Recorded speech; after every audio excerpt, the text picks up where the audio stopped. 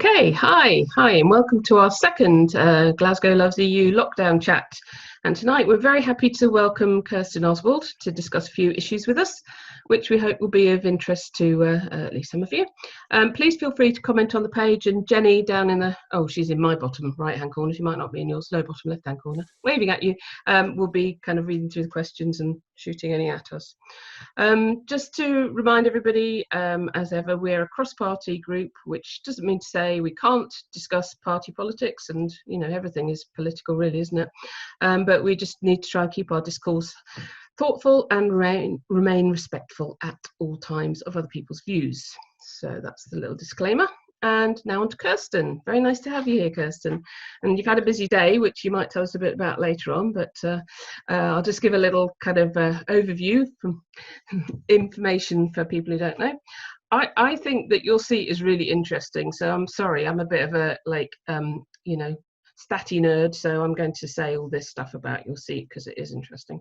And from 1923 till 1979, it was always either Unionist or then Tory when Tories took over. Then it was redesignated into Eastwood, and then it was Tory for 3 and then Labour for 2. And then it was returned into East Ren, and it's become a real swing seat. In 2005 it was Labour, 2010 it was Labour, 2015 you took the seat, 2017 the Tories took the seat, and last December, whee, you returned. Fantastic. We were glad to see you get rid of the Tory. Sorry, I shouldn't say that, should I? Not be party political. Anyway, so what I think this means that you're in a very kind of unique position, because you're able to kind of compare Westminster as it was kind of before in the Theresa May days, when you had that exciting kind of, everything was on a knife edge, every vote was interesting, every night we were waiting for the results of votes because we didn't know who was going to cross over from one side to the other. And of course it's not like that now. And also the other thing is you got in just in December, so pre-COVID-19, or BC, as somebody called it today, and hopefully we're going to head into AC, but we're actually during C at the moment, so we're pre-COVID and during COVID, and obviously that's made a lot of difference to the way that Westminster has been running, and that sort of leads me to my kind of first question, which is, how is it? How is it down there? The changes, we kind of hear changes and see Rees-Mogg popping up every now and again and saying things, and we're having Zooms and we're not having Zooms, and we're having IKEA-like loops of people trying to make votes, and then that's not happening. So how is it, and how democratic does it feel down there at the moment? Well, so I'm speaking to you from Westminster, except I'm not. I'm speaking to you from my spare room, which earlier today was my Westminster chamber when I was participating in a question session. So I'm actually here in East Renfrewshire at the moment, rather than up the road in London. And I've been watching, though, I'm watching my colleagues, and some of the stuff that's going on is quite extraordinary. So it's interesting that you're noticing that Jacob Rees-Mogg even keeps popping up, as he does periodically these days, because during the election campaign, I think that Jacob Rees-Mogg was nowhere whatsoever to be seen. He was kept as far away as possible from anybody who might have wanted to ask him any questions. But now that the election's over, there he is, installed as the leader of the House, and that conga line of voting was ridiculous. It was actually just, plain daft. I don't know what they were thinking about. It was pointed out several times by all different people that would not work, and right enough, it didn't work. There was this big long line stretching all the way through Westminster, all the way outside, round and round in circles, so nobody had even thought about how many people there are. You would think they would know how many MPs there are, about the fact that it might rain. It's not Glasgow, admittedly, but it does rain, periodically in London. But the serious side of that is the place that they had them all lining up was a place that would normally be somewhere that you'd be ushered through very quickly for security reasons. It's really not sensible. And the reason that matters, apart from the fact that it's an incredibly inefficient way to work, is that it speaks to the lack of planning that is in place in just every angle that I can see. if you think about how the UK government is working at the moment. So there really does not appear to be any kind of coherent plan, whether that's in the context of how Parliament itself works, whether it's in the context of Brexit, whether it's in the context of coronavirus. Things seem to be quickly settled upon as a helpful soundbite, helpful in the context of get them out of whatever hole they're in at that time, but without any kind of depth of thinking.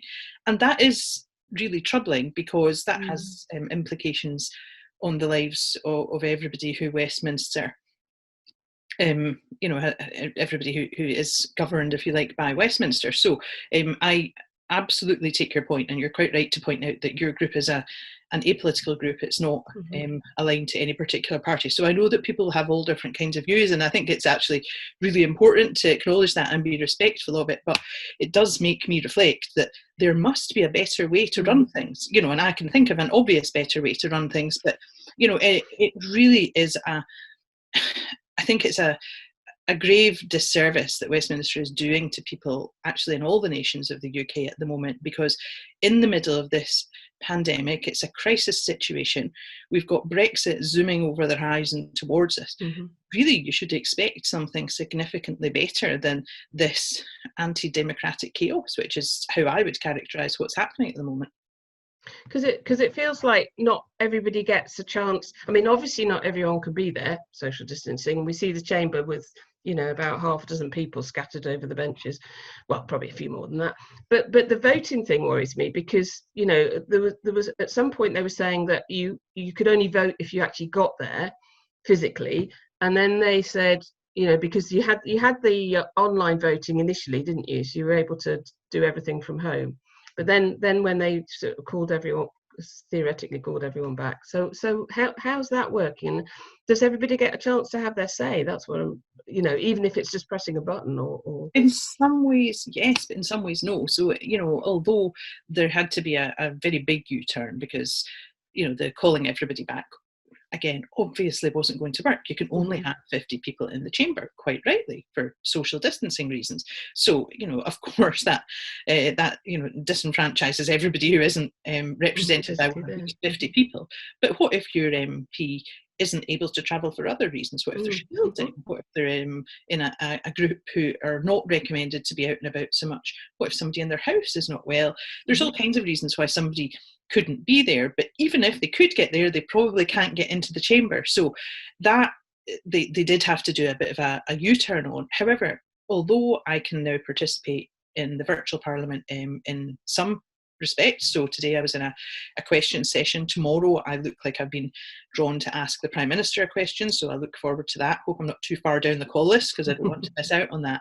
If I wanted to speak in an adjournment debate, for instance, I wouldn't be able to do that.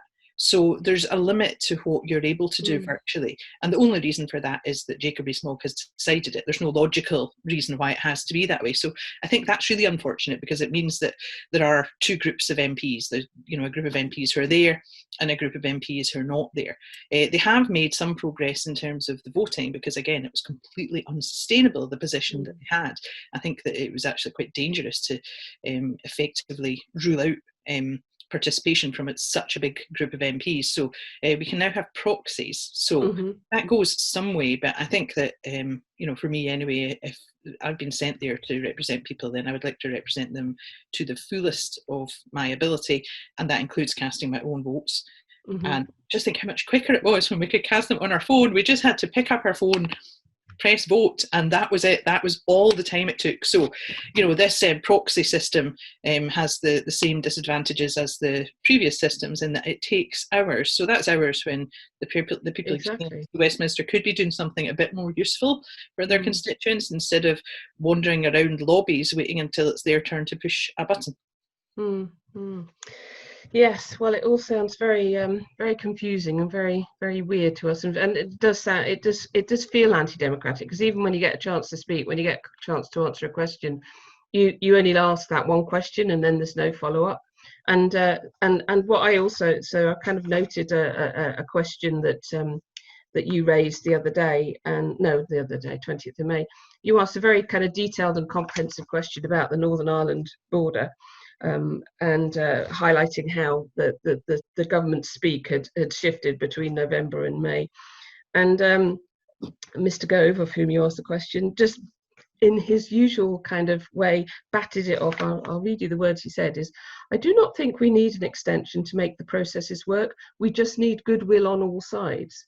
Now, to me, as a member of the public with an interest in, things like the complications of the Northern Irish border, which I can't pretend to understand, but at least have an appreciation of, to say all we need is goodwill on either side to make it work, that's just, and I want to use a swear word, but I won't because this is going out live, but it's just silly.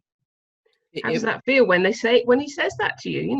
You've put a lot of thought into your question, you've asked your question, and then he says that, moves on to the next one. And I watched him do it the other day, just person after person, asked him question after question, and he just basically said that or versions of that to nearly everything that people said. Yeah, it's really frustrating. It really vexes me, and it's something that's getting worse and worse. It's more and more marked that this is the way that questions are answered, and it's completely unacceptable.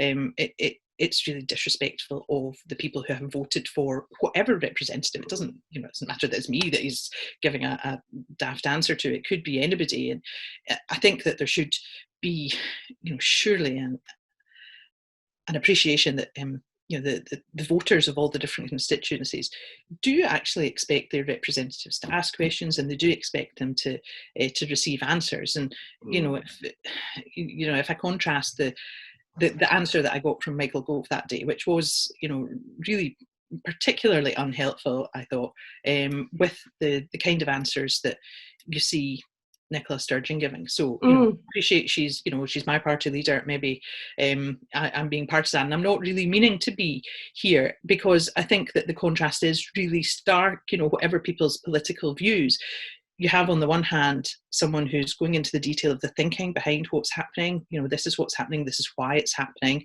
this is what it might mean for you, and that's quite detailed. And people have an understanding of not only what is going on, but why it's going on. And then you have Michael Gove, really on, the absolute opposite of that approach, saying to me when I asked him, it was quite a detailed question, don't worry about it, it'll be fine. Or in fact, that's probably more detailed than the answer that I got. And I think that, given the subject matter, so Brexit is something that concerns people significantly, and so it should, because it's something that's going to have a profound impact upon people's lives.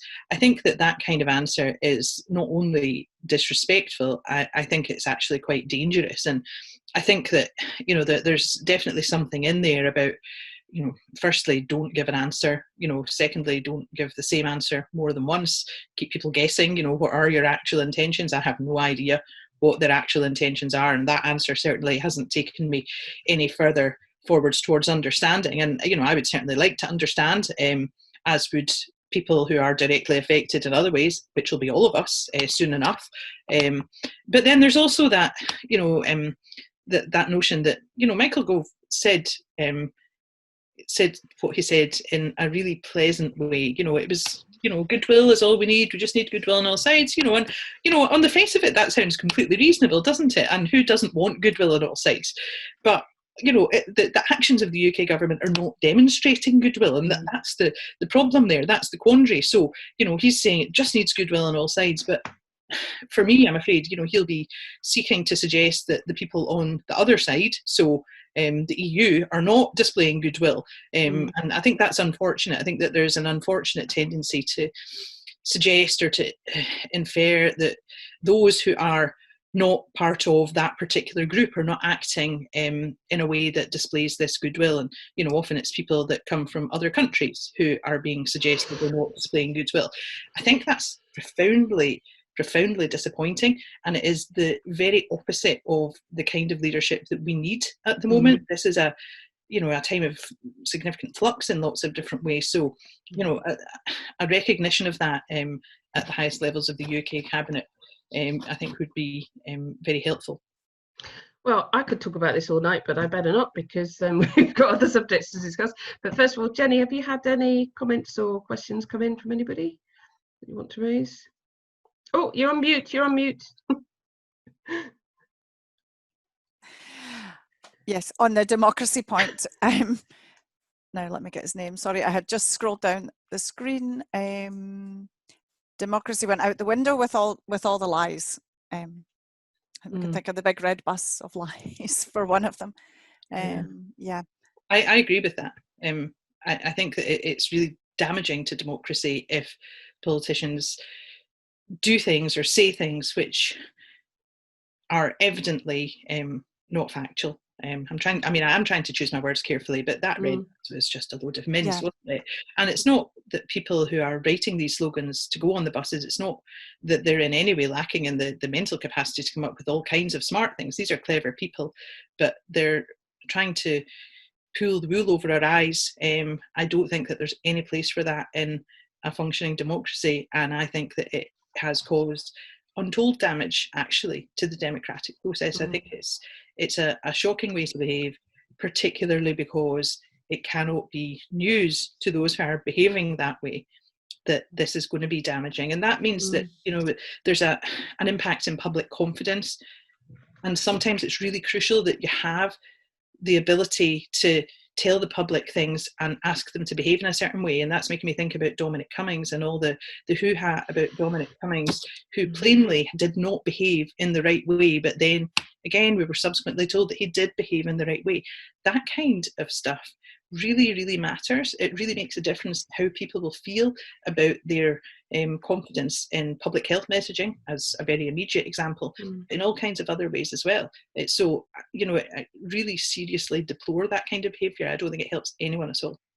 It's like the Marcus Rashford thing where Johnson stated that he hadn't heard about it until the Tuesday morning, and it was everywhere. You would have seen it from outer space on Monday. People who didn't even know who Marcus Rashford was would have heard about it, and he claimed he didn't hear about it. It's like, what were his people doing? Anyway, I would like to be able to hold them to account, and I'm sure you are doing your very best to do so, but I'm not quite sure that it's Dee, we've got another point on the Northern Ireland one. Oh, sure. Yeah, I was going to go on to that, but yeah. Oh, sorry, I thought we'd No, you mentioned your question. That. No. Carry on with your question. Well, we can maybe think about it once you've covered the Northern Ireland question. Do you think the situation that Northern Ireland has been put in is fair to the other parts of the UK? Northern Ireland will have better access to the EU. Does this give businesses in Northern Ireland an unfair advantage? Actually, I think that the situation is not fair to any of the devolved administrations or any of the populations in these areas. So, I guess I absolutely appreciate why someone would say that. But, I also look at the lack of engagement with the devolved administrations and the challenges that all of the devolved administrations have faced because the UK government is not and has not properly engaged with them. And I don't think anybody would really suggest, or very few people would really suggest otherwise. I think that is extremely unhelpful. I don't think it helps the people in Northern Ireland for sure, but it also doesn't help the people in Scotland or the people in Wales when their representatives are being cut out of the discussions and the decision making. We should actually be able to have a more mature and rounded discussion about these things, but if our representatives are not there, then that's going to be a real challenge for us. And I note that again recently there was a lack of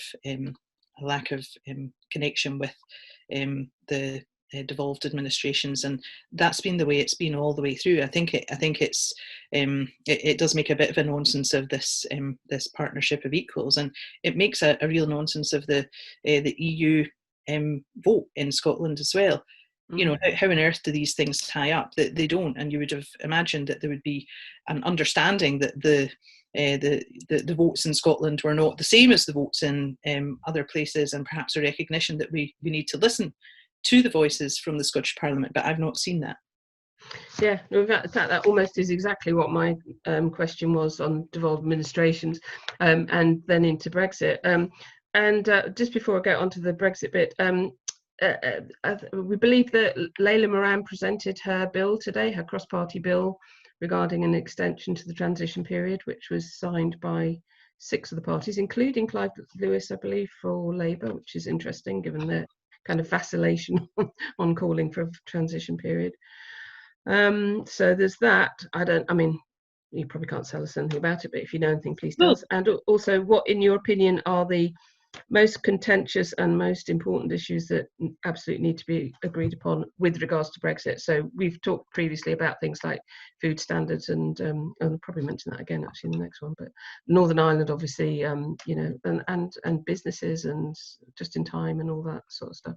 Yeah, I mean, I don't know a great deal about Leila Moran's bill. It's a private member's bill, so I know that she does have cross-party, almost entirely cross-party support for her bill. So good for her, and you know, she's looking to try and get support to extend the transition period, and there is significant support for that. So you know, it's a shame that I think that because it's a private member's bill, it seems very likely to me that it won't have the desired effect. It's not going to facilitate a change in direction. But I do think that she's right to keep pushing until the wire to try and secure some kind of change in direction and to try and keep the pressure on. I think that we all need to do that. So I think that it's good for her that she's done that, and she will get support as you know, as is needed to progress that in the Commons. The trouble is, because it's a private member's bill, you know, there are various ways of frustrating them from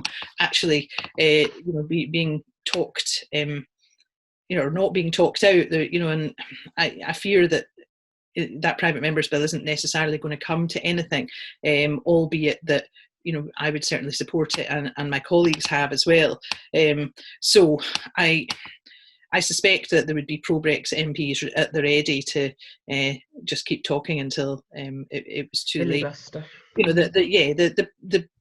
the principle of the thing is that there needs to be pressure up to the wire, because you know, it is extremely important, even more important than it was before coronavirus, I think, for us to try and push for an extension to the transition period.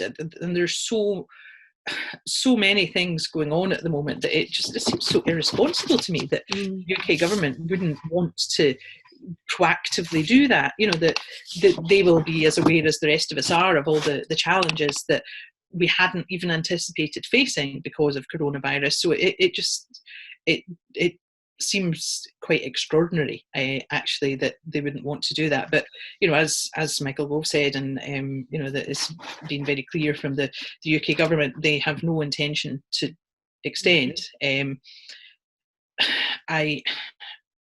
I think that what Leila Moran has done, there'll be a number of other attempts and a number of other pushes from various politicians, you know, whether at Holyrood, whether at Westminster, or in any of the other devolved administrations.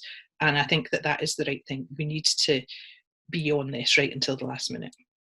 Do you feel that the government are trying to almost bury Brexit under COVID, and so whatever the disastrous impacts that we've been talking about for the last 4 years that we could see would happen as a result of Brexit are just going to be like a relatively, I won't say small, but a smaller part of the whole, you know, package of horrendousness we've got facing us in the post-COVID economy and the situation we're going to find ourselves in January? I think that there's something in there. I mean, there's obviously no shortage of news at the moment, so you know, you can understand that there is a lot to talk about, a lot to take in.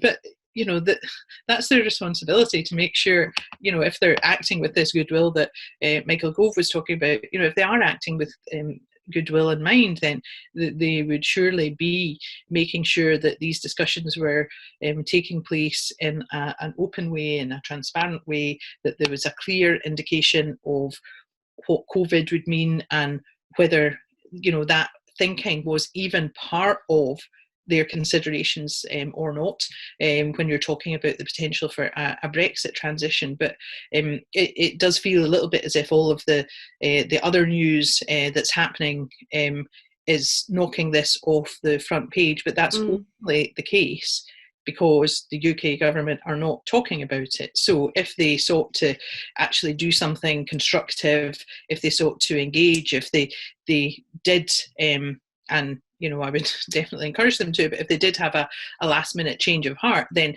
that would certainly make the front page. But as things stand, people will find that the damage potentially is done, at some point further down the road, and whether that will be kicked into the COVID long grass, perhaps it will be, but a responsible government, I don't think, would wish the population to have both COVID, which is going to be very, very difficult to deal with as we come out of the lockdown, and Brexit, which is going to be, well, at best, a bad deal from where I'm sitting, or potentially no deal. It's just not clear to me why anyone would think that was a good idea, and the uncertainty and the challenges that it presents for so many aspects of our life. Think about business, for instance. How businesses can prepare for this thing which they've had no information about, whilst they're trying simultaneously to cope with a pandemic which presumably most businesses had not anticipated. It's very difficult to see how you deal with that. If you think about how any business will approach that, it's obviously going to be a real double whammy, and I think that's highly irresponsible of the UK government. And to be fair, I suspect most of the people on your Facebook Live will be thinking that way too, because if you look at the polling, even now, so not looking at any actual election results, but the polling now suggests that a very, very significant majority of the people in Scotland think that we should have a Brexit extension to the transition period, and across the UK as a whole, a very significant majority, slightly less than in Scotland, but nonetheless a very significant majority also agree that that would be the right thing to do. So you do have to question, well, why on earth would you blunder on towards this unknown destination with all of the damage that it seems very likely that is going to happen, and why would you not pause and consider that the changed circumstances at the very least might be a reason to look again? That's obviously, I think probably you can't answer that. Probably their 80 seat majority just makes them think they can do what they want, basically, because there is no jeopardy, is there? There's no jeopardy of being overturned on anything unless they have a massive internal rebellion. I think and that's interesting, isn't it? Because yes, an 80 seat majority you would think is a big, huge cushion, and it is, I guess, with any sort of numerical analysis, going to make it difficult for the opposition parties to make a difference to their course of action. But think about even just the issues we talked about with the Commons and the voting and all that very confusing challenge that we faced there.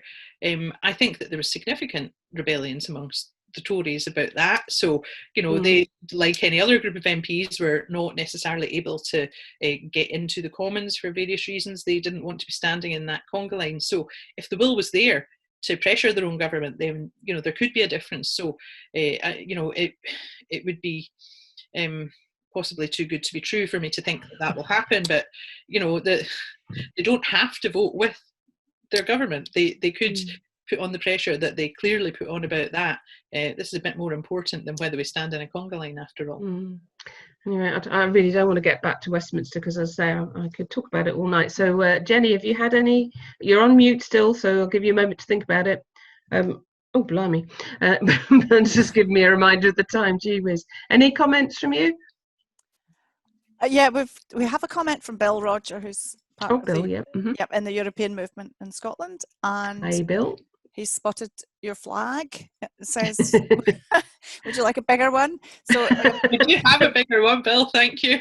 But I don't keep it in the room. So I do have my EU flag and my saltire there all the time. So it's not that, I wasn't wanting to put it up especially for you, but it is actually there all the time. But yes, thank you. I do have a very large one as well, which I have used on several occasions. So but I do appreciate that. It's nice that you've spotted it. I hope I don't know if I'm meant to have that when I'm in the Commons chamber, and I was in this room when I was in the chamber earlier on, so hopefully nobody there has spotted either my flags or my artwork, which are all probably of a political nature. Yeah, although it's apparently the Council of Europe flag anyway, so we're still allowed to keep it for a bit longer. And he also just says, would you contemplate an independent Scotland in the EU? Is that what? Yeah, I think that's what he said. I would love to see that. Yeah. Yeah. No, outside the EU. Outside the EU. Oh. Well, I would like to see it inside the EU. So, people. I mean, it's kind of goes back to what was said at the beginning. People have got different opinions about things, and and I fully appreciate that. And I think maybe we're talking about all these sort of soundbite politics, and the fact that people are trying to govern with slogans and things, which I think is really unhelpful. I think that there is more than ever a place for people to be thoughtful and appreciative of others' perspectives. So some people might want to see an independent Scotland outside the EU. I would really like to see an independent Scotland as part of the EU. I think that would be a positive future for all of us, and certainly so much better than the prospect that we're looking at the moment, crashing out of the EU as part of a UK that to me seems very, very much intent on being more and more insular and less connected with our neighbours around the world, and that fills me with a bit of despair. I don't think that that's the future that I want for my children growing up. I'd much rather see them growing up in a small independent European country with these connections to other parts of the world and these connections to our neighbours. However, as things stand at the moment, the UK government is intent on pushing us out of Europe. Well, I think there'd be quite a few people on our page that will definitely agree with those thoughts, and including lots of people that we used to meet when we were campaigning. Talking internationally, we'll spend a couple of minutes on any thoughts you might have about alternative trade deals we might be potentially doing at the moment, and do you think there'd be any implications of were there to be a change of US president? Would that make any difference to our trade deal with the US? Do you think possibly potential trade deal? Oh well, I don't know. I don't know. I mean, I don't even know where to begin on Donald Trump. I think he's a terrifying prospect, and there maybe is re-election chances are not looking quite so certain, which I certainly welcome. I wouldn't rule anything out, but it seems less certain to me that he would be getting re-elected. I hope he's not re-elected, obviously, and at the very minimum, I would imagine that would mean that there would be significantly more common sense and ability to actually engage when you're talking about trade and so on. But ultimately, all of these things aside, America will pursue America's interests as part of the trade deal. It doesn't really matter who the president is if you're sort of looking at the fundamentals there. And that couldn't be a more stark illustration of why we are better as members of the EU. There is absolutely no reason for America to take any different approach to the UK because of this alleged special relationship. I'm not sure that there is a special relationship. I'm not sure we would want a special relationship with Donald Trump. I certainly wouldn't. But in terms of what that actually means for trade, there's obviously a huge imbalance if you're looking at what kind of deal could be done. There's obviously a huge disparity in terms of the food standards, for instance. There's obviously challenges in terms of the sort of stability, if you like, of Trump's administration and the predictability of how they behave. So I think to rely upon trade deals with America seems highly irresponsible and perhaps a bit naive as well. It doesn't really make sense to me. And then we had Boris Johnson, if you're thinking more broadly about trade deals, waving about a packet of Tim Tams. biscuits. So I didn't catch the title. I'll need to obviously go and get They're some. called Tim Tams, and you suck them. You suck your tea through Tim Tams. Apparently, I don't know where I learned Like that a very from. bad Some idea to me, random, I may have to try random just thing. for research purposes. But I had a look recently. Because I was slightly fascinated and a bit perplexed by his enthusiasm, and that there's not any kind of way that you could replace the trade arrangements we have with the EU with the trade arrangements that you could have with Australia or New Zealand or America. You could go on for some time down that road. So, this is, it really matters. There are people that have what I would consider quite extreme views in terms of how we should trade, but these views will do most of the people that live in my community and other communities in Scotland and more broadly in the UK absolutely no good whatsoever. So I would like to see Trump out of office as soon as possible. I think that he's a terrible person who does terrible damage to different communities across the world as well as those in his own country. But America, quite rightly, will do the trade deal that suits America. Yes, never mind food miles and things with Australia and America. Why would we import Australian biscuits? Jenny, I believe there's some questions and you're off mute now.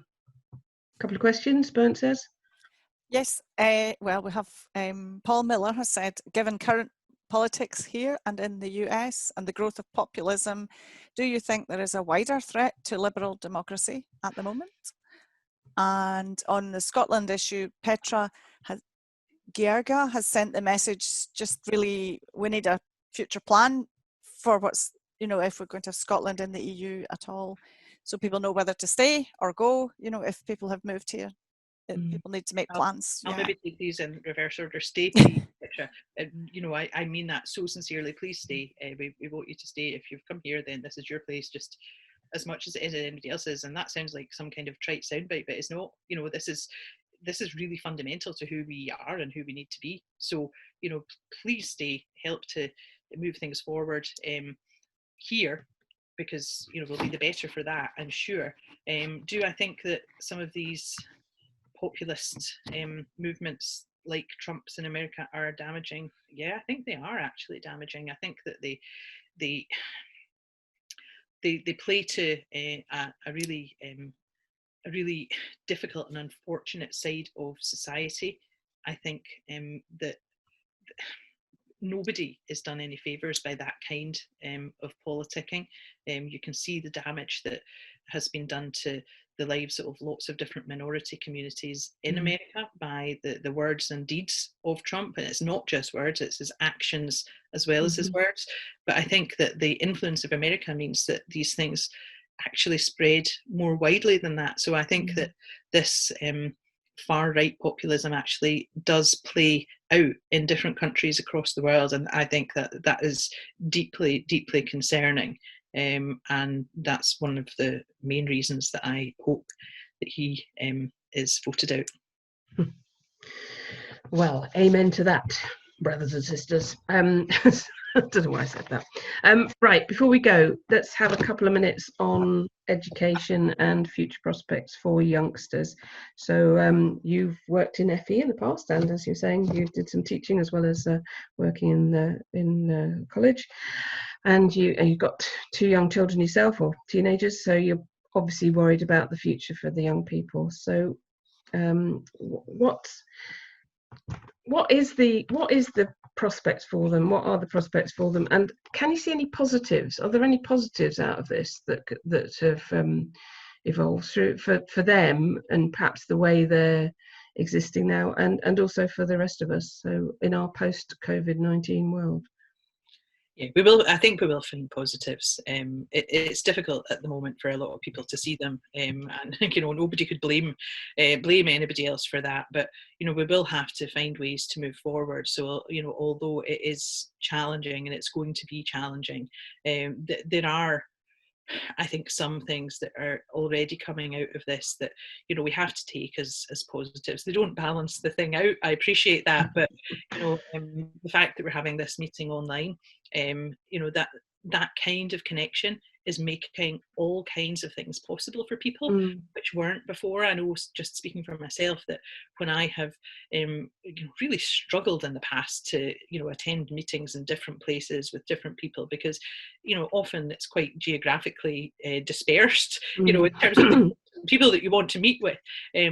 We can do some of these things online. That makes it possible to have dialogue, which is, I think, going to be even more critical as we move forward. But it also means that there are benefits in terms of the environment, and that really matters too, because we can't let go of all of the environmental concerns that I have and that many other people will have, because we are dealing with these other big pressing issues too. So I think that these are the obvious things for me that we will hopefully find ways to build upon as part of the moving back out of lockdown. One of the things that I've been thinking about a lot is, what is this all going to mean for work? So what is work going to look like? And I think we have to be really clear about what it shouldn't look like. So we can't build back out of this on the back of precarious employment. We can't just think that we'll go back to the same old, because I'm confident that we won't, and we can't. So I think that a sensible and mature dialogue, and some of this is going on. There's some really good work going on about what are we going to be doing in our workplaces. Where will our workplaces be? Will they be an office, or will they be slightly more fluid than that? And I think that there's definitely scope there, which should also help with some of the equalities issues that we see in terms of the workplace at the moment. So there is potential there, but that potential can't be brought to fruition without significant amounts of very hard thinking going on. But I'm really encouraged by some of the things that Fiona Hislop has been saying. I think that it's really constructive, and the way that she's recognised that it isn't just possible to go back to the same kind of work, I think will be really critical. Obviously, I have an interest in that because of my professional background as an HR professional. So perhaps I'm sort of overly focused on this, but I think that work is such a fundamental of people's lives, and the challenges that people have had in their work lives because of coronavirus, are going to continue for some time. So, we do have that opportunity to, make a change there. I think in terms of education and young people, it's been really hard for young people. What a thing to happen. You're just about to sit your exams, for example, and then a pandemic, comes along. You don't get to sit your exams. You don't get to see your friends. You don't even get to see your granny and granddad. That's really, really hard. Our young people are resilient, but I think we do need to recognise that it's tough for them, and it has been tough for them. I think that, again, there are some positives. I mean, I'm really impressed at the way that my kids' school has dealt with this. They've been provided with plenty of work, which they might not have been impressed about at all times. But, I've certainly been reassured by that, and that's going to matter as they go forward. But, again, there are opportunities for our young folk. It's just that it's a little bit difficult for them to get to grips with that at the moment, because we're still in the midst of the pandemic. But they will still go to college, they will still go to university. We have, really, really high quality FE colleges in Scotland. We've got excellent universities as well. It's going to be more important for us to get our kids in there and get them through out the other side, because we do have this rebuilding to do. So at least there is the possibility for them to go to these educational institutes without having to pay up, to pay for the fees. I think that will be particularly important. And, we need to make sure that our children do have the ability to, still have a look at their future with the confidence that they will have had last year at this time, and that will take input from their families, from their schools, from their educational institutions, from government as well. I was so pleased that Nicola Sturgeon has made a number of interventions where she's spoken directly to young folk. We need to do that. We need to speak directly to young folk, and we actually also need to listen to them. So as a mum, that can sometimes be a challenging concept, but I do need, and genuinely we do need to listen to the young folk as well, because it's their future more than ours that's going to be impacted by all of these things. So I think it is probably the key thing that I would end on is that we need to try as far as possible to take their perspectives into account in this too. That's great. That's really quite inspiring, and makes me feel very happy to be in Scotland, because I just think that we are having more kind of rounded thinking processes and rounded conversations about these things in Scotland, and not just thinking about today and tomorrow, which is kind of the kind of approach that seems to be coming out of the other place.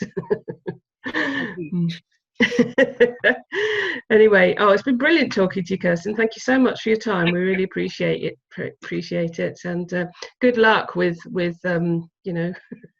continuing to participate and continuing to represent your wonderful constituents of East Renfrewshire, of whom I know 8 actually. They're all wonderful, I can assure you. I know. And yes, thanks very much, and lovely, thank you. And hopefully next week, with all being well, be talking to David Martin, who is an MEP for many years over in Brussels. If we get confirmation of that. And there is also a webinar on June 25th at 6 o'clock, led by Mark Lazarevich, chairman of the European Movement in Scotland, discussing the rights of EU citizens in the UK post-Brexit. And details are on the UMIS website and on Eventbrite, and I'm sure we'll post the link back on our page as well for anybody who might be impacted by that and interested in it. So we keep our connections with the EMIS organisation. So thank you all, and it's been lovely to see you, and good night. Thanks for watching, and thanks for participating.